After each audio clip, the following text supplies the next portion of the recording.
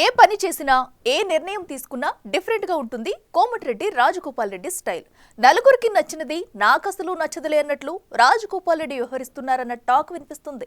మద్యం పాలసీపై రాష్ట్రమంతా ఒక రూల్ ఉంటే మునుగోడు నియోజకవర్గంలో మాత్రం చిన్న కోమటిరెడ్డి తాను చెప్పిందే రూల్ అంటున్నారట.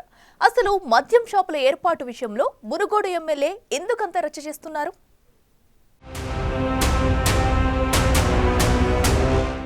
ఉమ్మడి నల్గొండ జిల్లా మునుగోడు ఎమ్మెల్యే కోమటిరెడ్డి రాజగోపాల్ రెడ్డి మంత్రి పదవి హామీతో కాంగ్రెస్ లోకి రీఎంట్రీ ఇచ్చారు. అది దక్కటం లేదని తీవ్ర అసహనంతో ఉన్నారు. అప్పటి నుంచి రాష్ట్ర కాంగ్రెస్ లో ఆయన వ్యవహార శైలి తీవ్ర చర్చనీయాంశంగా మారింది. కర్ర విరక్కూడదు, పాము చావకూడదన్నట్లు వ్యవహరిస్తూ కాంగ్రెస్ అధిష్టానానికి ఏకు మేకైనట్లు కనిపిస్తున్నారు. తాజాగా తన మునుగోడు నియోజకవర్గంలో కొత్తగా ఏర్పాటు కాబోయే వైన్స్ షాపులకు new rules and conditions pass చేస్తున్నారాయన.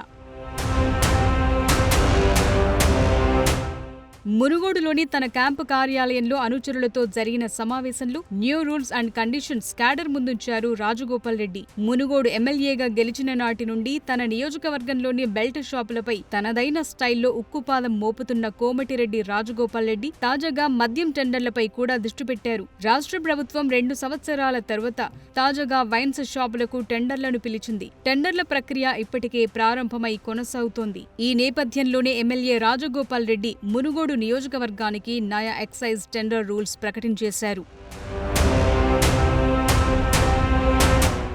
Munugode నియోజకవర్గంలో వైన్ షాపులకు టెండర్లు స్థానికులు మాత్రమే వేయాలన్నది ఆయన ఫస్ట్ రూల్. ఏ మండలం వారు ఆ మండలానికి చెందిన ఆ మద్యం దుకాణాలకు మాత్రమే టెండర్లు వేయాలని ఎక్సైజ్ శాఖ నిబంధనల ప్రకారం ఉదయం 10 గంటల నుండి రాత్రి 10 గంటల వరకు కాకుండా తన రూల్ ప్రకారం నియోజకవర్గ వ్యాప్తంగా అన్ని వైన్స్ షాపులను సాయంత్రం 4 గంటల నుండి రాత్రి 8 గంటల వరకు మాత్రమే తెరచి ఆ సమయంలోనే మద్యం విక్రయాలు జరిగేలా ఏర్పాట్లు చేసుకోవాలని ఆర్డర్ పాస్ చేశారు. వైన్ షాపులకు అనుబంధంగా ఉండే పర్మిట్ రూమ్లకు అసలు అనుమతే లేదని, సిండికేట్లను సహించేది లేదంటున్నారు.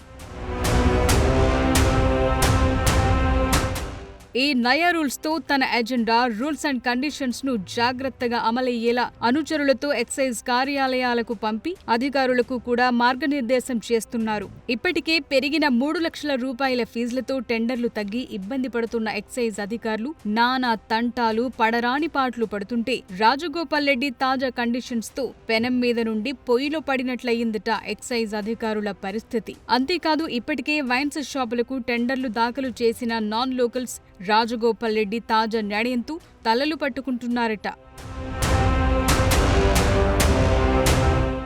తమ పరిస్థితేంటి? టెండర్ల విషయంలో ముందుకు వెళ్లాలా వెనక్కు తగ్గాలా అంటూ నాన్ లోకల్స్ ఎక్సైజ్ అధికారులను సంప్రదిస్తున్నారట.